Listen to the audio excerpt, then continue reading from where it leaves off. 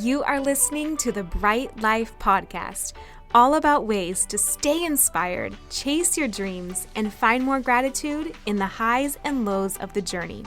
I'm your host, Jessica Johnson.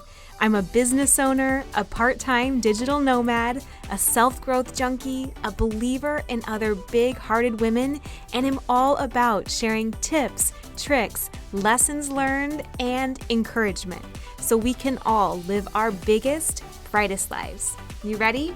Let's do this. Hey girlfriend, welcome to today's episode. I hope this episode adds a ton of value to you. Thank you for being here. I think that today's episode is a conversation that we need to have more often culturally. I feel that there is so much in our culture about once you make a decision, whether it's a major, whether it's a place to live, whether it's a certain business or just who you are in general, that's the way that you will always be, that's the way that you'll always dress, always think, thing you'll always believe in. And what I want to normalize and offer some encouragement around is that it's okay to pivot. And not only okay, but honestly, if you are someone who's growing, who's reading, who's learning new things, who's traveling to other places or talking to other people, that you actually should be wanting to pivot and should be wanting to evolve throughout your life. And so almost just giving some freedom and permission around that and sharing a little bit of even ways that I've pivoted. And it's been the best thing for me, even when it's been the scariest. So that's kind of what today's about. And if you're in your life and you're feeling like you are restless or you want to grow, just knowing that that is a normal human thing and you're doing something right versus doing something wrong. So ways that I have pivoted off the top of my head, and I'm sure I could make a list of 10 or 15, and any of my friends and family who know me will probably laugh and listen to this.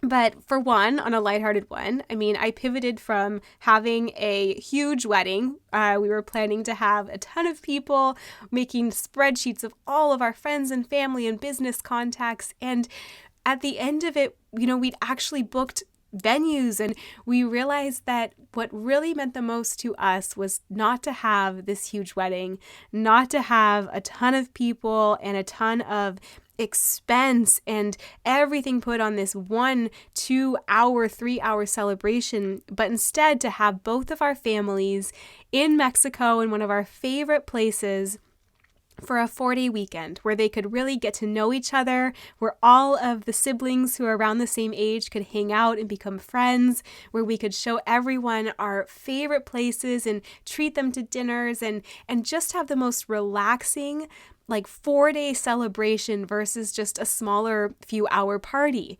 And so definitely not saying one is better than the other. I've been to both styles of weddings and I have a ball at both of them, but just saying that for us, that's what started to feel more resting and more relaxing, and honestly just the way that we wanted to even spend our finances on us coming together as a married couple. So that was one way that I pivoted, and to be honest, not all the friends and family got it. It was really hard to scale down once we thought about having a bigger party and asked about addresses and things like that. But we had no regrets after doing it. It was so perfect for us. And so that's a small way I've pivoted.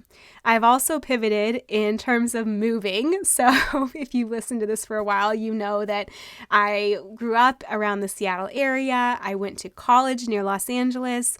I went back to Seattle. I went to New York. I went back to Seattle. Right now I'm in Austin. I will most likely pivot very soon to a new location after this. And so that can be another thing too, where you might feel like you've always lived in a certain place or a certain apartment or a certain house or whatever. And so just the permission that pivoting there works, and you might be like me and you might go out into the world and then you might come back home. And at first I felt a little bit odd about that. If I truly loved these cities so much, like New York, which you all know I'm obsessed with as a city I lived in, for the season that it was, why would you come back? And there were many reasons that I came back. I came back for family. I came back for my career. I just felt like I wanted to set up roots near my family. And if I was gone too long, then I might not. There were many, many reasons. And I think just normalizing that you can go out and have a big adventure, and good for you, because as you can see, I'm still talking about that time in my life that was a small time out of all my 34 years. And so that time was everything to me. I had so many adventures. I had the most fun. And so for you, that's could be your experience too, where if you are on the fence about making a big move or a big decision and you're so afraid that it'll be the right or wrong decision, maybe like relinquish that control over it and maybe let it be the right decision for right now. And once you can see more, once you take one step forward and one step forward after that, you're going to have more information. And as Maya Angelou says, when you know better, you do better. And so you cannot see the whole picture right now. You cannot see who you will become in 1 year or 2 years, or what your life will look like, or what will be on your heart, or where you want to be. So whether it's moving to a new place or whether it's just starting something and feeling like you don't know if this will be the forever right decision, only have the information you have now. I would definitely trust your instincts, trust your gut and your intuition. I have found that has never led me astray, whereas my brain and my logic, if my heart is saying something different and I default to my brain because it seems like it's better, I have had to undo some things there. But I think if you truly know in your heart what feels right, follow that intuition. Like, trust that instinct and know that it is not the worst thing in the world to change your mind in the future. It's only the outside telling you that. You and your heart can handle any change of decision. You will know when it's time to do something else, and that will feel right to you. So move forward with that reassurance. One of the other biggest ways that I pivoted, and one that probably gave me the most agony and heartache, was even pivoting my business. So as many of you know, I started out in health coaching and I have since pivoted to copywriting, sometimes for many health brands and sometimes for all different kinds of industries, tech and beyond. And for me, I just felt like, I had such a hard time deciding that because I'd been so public with my first business and I really enjoyed the industry that I was working in, but there was so much too that just wasn't exactly right for my energy or the way I wanted to contribute. For me, being on the phone all day, every day really started to feel very intense and emotionally intense. And so I just thought, there has to be another way. Let me take the parts of this that I love. Let me take the creativity. Let me pull in the getting to work on projects I'm passionate about. Let me take in the parts that I love about getting in the zone and working when my energy is highest and having the freedom to work from anywhere and to build something that I love myself and to mentor people, maybe not about like what they eat, but about writing or having that team aspect in other ways. And I just started to think through all these pieces of what I loved and found that copywriting and content marketing was a big part of that. And I had only been able to see when I was in corporate America, the only thing that I saw was I can do something in wellness if I'm a coach. I had not even thought about copywriting or content marketing. I have no idea why I was, in that world, but it just wasn't my idea then. And so I really think that was probably for a reason that I can't even maybe see now or one day will become even clearer. But that was all the information and all the insight I had then. And you know what it did? It got me out of corporate America and it got me doing things I was passionate about. It got me learning business and practicing business on my first business so that when I launched my second one, when I pivoted, everything happened much faster. I was profitable much faster. I built a team much faster. I built a website within probably days. Like all the things that had taken me so long that first time were so much quicker once I pivoted and everything fell into place. All the little puzzle pieces so much faster. And so sometimes that's the case too, where I think you're doing something the first time and it's never a waste. Like you don't have a waste because you're learning. And the next time you apply that stuff, you're going to do it 100% faster than you did the first time. Every single thing that you're using is adding up for good for wherever you're meant to end up next. And remember, that might not even be where you end up forever, right?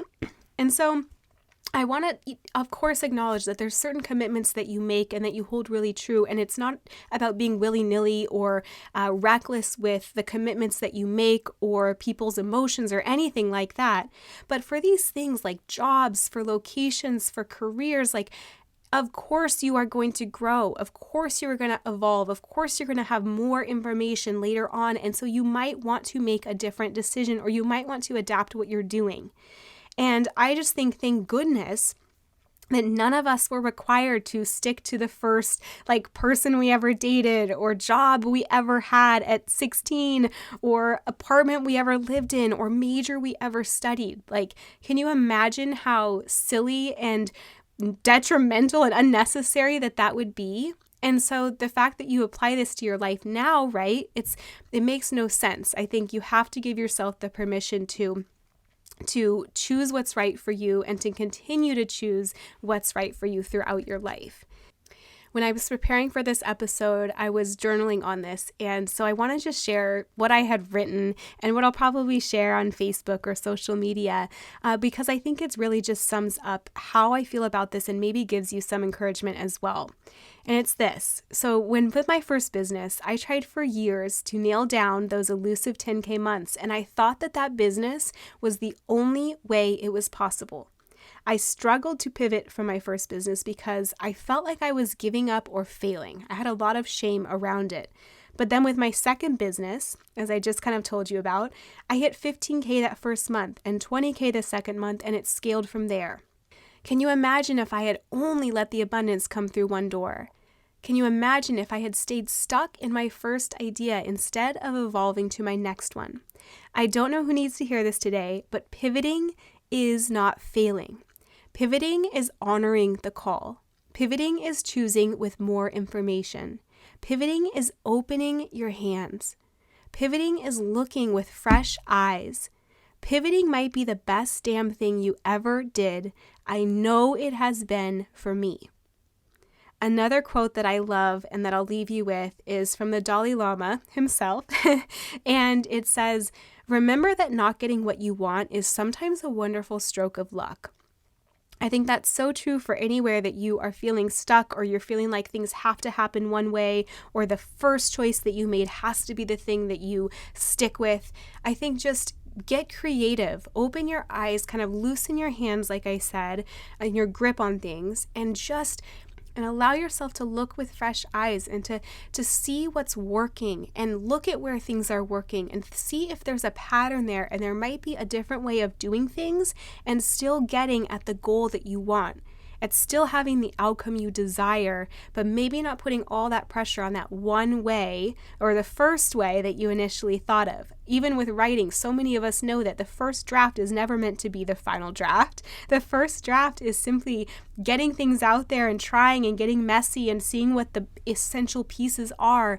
And then the true draft is rearranging them into what truly fits and what truly works. And that is what makes the best story. And I think the same can be true for your life. So that is my message today. Can we normalize the pivot?